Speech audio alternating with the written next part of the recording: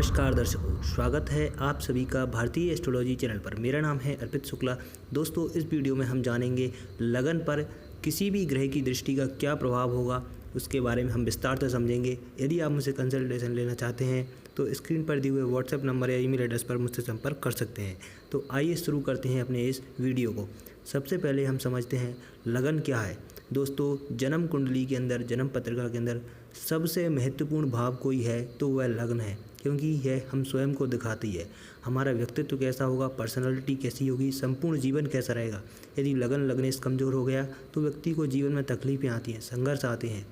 और वहीं यदि संघर्ष लगन मजबूत है व्यक्ति का, यदि संघर्ष आते भी हैं, परेशानियां आती भी हैं, तो भी व्यक्ति वह उनसे आसानी से लड़ करके बाहर निकल जाता है।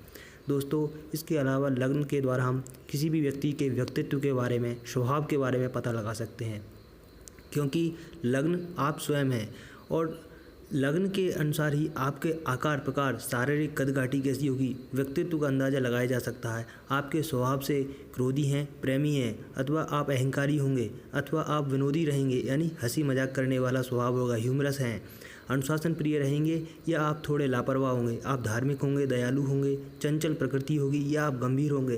तो आपकी रुचि किन चीज़ों में होगी, किन विषयों में होगी, तो इन सब का अंदाज़ा लग्न के द्वारा लगाया जा सकता है।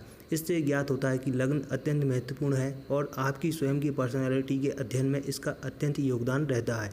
और जहाँ कहीं भी लग्नेश विराजमान होता है, उन भाव से जुड़ी हुई चीज़ें आपके अंदर, आपकी पर्सनैलिटी के अंदर देखने को मिलती हैं।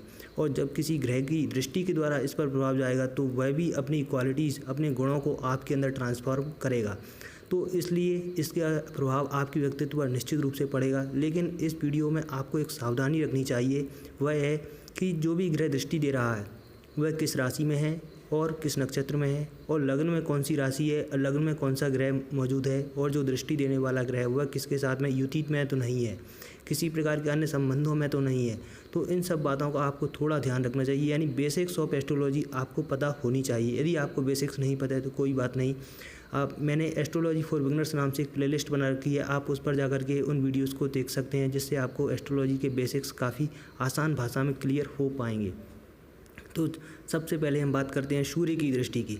सूर्य यदि लग्न पर दृष्टि देगा तो यह निश्चित रूप से व्यक्ति के स्वभाव में उग्रता ला सकता है, यानी कहीं ना कहीं व्यक्ति के अंदर एक स्वार्थी और अहंकारी और ईगोइस्टिक पर्सनैलिटी दे सकता है। व्यक्ति को राज्य पक्ष से, यानी गवर्नमेंट से लाभ होने की संभावना बहुत हद तक बढ़ा देता है। व्यक्ति बड़ों का आदर करता है, लेकिन सप्तम भाव में यदि सूर्य होगा तभी वह दृष्टि दे पाएगा। और यदि ये सूर्य पीड़ित हुआ तो दाम्पत्य जीवन में कलह क्लेश, किसी प्रकार की परेशानी समस्या को दिखाई देता है। और वहीं यदि चंद्रमा की दृष्टि हुई, सप्तम भाव से ही चंद्रमा दृष्टि दे पाएगा लगन पर, तो इस वजह से आपका रूप रंग सुंदर होगा। निश्चित रूप से कुछ गौरवर्ण भी हो सकते हैं, हालांकि अन्य प्रभाव देखने चाहिए। यहाँ पर संपन्नता होगी और स्वभाव व्यक्ति का मधुर होगा, मीठा बोलने वाला होगा। व्यक्ति के अंदर धन की प्रचुरता देखी जा सकती है, फाइनेंस को लेकर के अच्छे योग दिखाता है। साथ साथ में यह भी देखने को मिलता है कि व्यक्ति का जो दाम्पत्य जीवन होगा उसमें उनकी माँ का अधिक इन्फ्लुएंस हो, प्रभाव हो, इस बात की संभावना बढ़ती है। वहीं यदि मंगल की दृष्टि की बात करें तो मंगल एक अग्नि तत्व का ग्रह है, इस वजह से ये आपके अंदर एनर्जी, हार ना मानने की क्षमता, इन सब चीज़ों को देता है।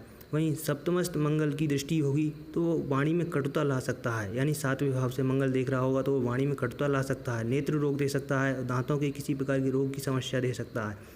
और वहीं छठवें भाव से मंगल जो दृष्टि देगा वह जीवन साथी को कष्ट दे सकता है, और 10वें भाव से मंगल दृष्टि देगा तो वह आपके सम्मान पद में वृद्धि देगा, लाभ देगा और रोचक योग भी बनाता है। साथ साथ में यदि कुलदीपक योग भी बनाए तो यह काफ़ी उन्नतिदायक होता है। यदि बुद्धि की दृष्टि की बात करें, बुद्ध क्या है, आपकी बुद्धि है, मेधा है, इंटेलिजेंस है। यह निश्चित रूप से आपके व्यक्तित्व को, आपकी पर्सनैलिटी को आकर्षक बनाएगा। आपकी गणित में, लॉजिक में, इन सब चीज़ों में रुचि होगी। धनी को बनाएगा, यानी फाइनेंस को लेकर के अच्छी स्थिति होगी, दीर्घायु बनाएगा। लेखन और व्यापार में कुशलता बनाता है। साथ साथ में बुद्धि यहाँ पर व्यक्ति को हाई इंटेलिजेंस भी प्रदान करता है, और व्यापारिक क्षमताओं में व्यक्ति आसानी से आगे बढ़ने की क्षमता यहाँ पर बुध देता है। यदि हम बृहस्पति की दृष्टि की बात करें तो बृहस्पति एक शुभ ग्रह माना जाता है, और यदि शुभ भावों का स्वामी भी बन जाए तो कहना ही क्या, यह व्यक्ति को चिरायु बनाएगा। यानी व्यक्ति की आयु लंबी होगी, सदाचारी होगा, व्यक्ति का आचरण ठीक होगा, धार्मिक होगा, व्यक्ति विद्वान होगा, चाहे वो किसी भी क्षेत्र का नॉलेजेबल व्यक्ति हो सकते हैं, ज़रूरी नहीं आध्यात्मिक ज्ञान की यहाँ पर बात हो। यहाँ पर व्यक्ति को भाग्यवान बनाता है, बलवान बनाता है, व्यक्ति आसानी से आने वाली विकट परिस्थितियों में भी बाहर निकल जाता है। यहाँ पर लग्न पर दृष्टि बृहस्पति की व्यक्ति के लिए सबसे श्रेष्ठ दृष्टि मानी जाती है। वहीं यदि शुक्र की दृष्टि जाती है, शुक्र एक भौतिकता का ग्रह है, माया को दिखाता है, तो जब इसकी दृष्टि जाएगी तो व्यक्ति को यह शौकीन मिजाज बनाएगा। यानी व्यक्ति कई फैशन या किसी भी चीज़ों का शौकीन हो सकता है। शौक किसी भी चीज़ हो सकते हैं जो हमें मानसिक रूप से तृप्ति दें, इंद्रियों की तृप्ति दें, जिससे हमें सुख और आनंद महसूस होता है। तो उन सभी चीज़ों के, चाहे कपड़े हों, भोजन हो, गाड़ी, वाहन, भूमि, किसी भी चीज़ का शौक व्यक्ति को दे सकता है। धनवान बनाता है, निश्चित रूप से बुद्धिमान बनाता है। व्यक्ति की जो भी भार्या होती हैं वह सुंदर होती हैं। साथ साथ में यह देखने को मिलता है भार्या के अलावा यदि आपके पति भी हैं तो वह भी सुंदर होंगे। चंचल स्वभाव व्यक्ति का बनाता है, व्यक्ति का एक जगह आसानी से मन नहीं लगता, इस बात की भी संभावना रहती है। यदि हम सैटर्न की दृष्टि की बात करें, यानी शनि की दृष्टि की बात करें, तो यदि पीड़ित शनि दृष्टि दे रहा है तो वह आर्थिक और मानसिक कष्ट देता है। व्यक्ति के जीवन में कई बार डिले होते हैं, हर चीज़ व्यक्ति को विलंब से प्राप्त होती है, इस बात की संभावना बढ़ जाती है। विवाह का सुख भी नहीं मिल पाता है यदि शनि पीड़ित होकर के दृष्टि दे रहा है तो। वात रोग होते हैं। और वहीं उच्च का शनि यदि शुभ भावों का स्वामी है, शनि योग कारक है और शनि आपके त्रिकोणों के स्वामी हैं, तो निश्चित रूप से यह आपको संपन्न और यशस्वी बनाएगा। दशम दृष्टि के भी शुभ फल दिखाई देते हैं। बस यह देखना चाहिए शनि पत्रिका में किन भावों का स्वामी है। यदि वह शुभ भावों का स्वामी है तो चाहे वह क्रूर ग्रह भी हो, उसकी दृष्टि शुभ मानी जाएगी। और जैसे कि सिंह लग्न में मंगल एक क्रूर ग्रह है, मंगल पाप ग्रह है, लेकिन उसकी दृष्टि शुभ मानी जाएगी। तो यानी लगन का जो मित्र होगा वह ग्रह, यदि लग्नेश का जो मित्र ग्रह है वह दृष्टि देता है तो स्थिति शुभ मानी जाती है। यदि राहु की दृष्टि की बात करें तो बड़बोलापन आ सकता है व्यक्ति के अंदर, अधिक दिखावा करना वाला व्यक्ति हो सकता है, कटु भाषण करने वाला हो सकता है। कई बार व्यक्ति शौकीन भी होता है, यानी कई नई चीज़ों का, किसी भी चीज़ का शौकीन हो सकता है चाहे। और एक प्रकृति देखी जाती है व्यक्ति के अंदर, उदार वृत्ति होती है, यानी यह लोग आसानी से किसी के भी काम आ जाएं, इस प्रकार की संभावना बनती है। कई बार ये व्यक्ति को चालाक बनाता है और झूठ बोलने में भी ये व्यक्ति माहिर होते हैं। तो यह एक गुण देखने को अक्सर आता है।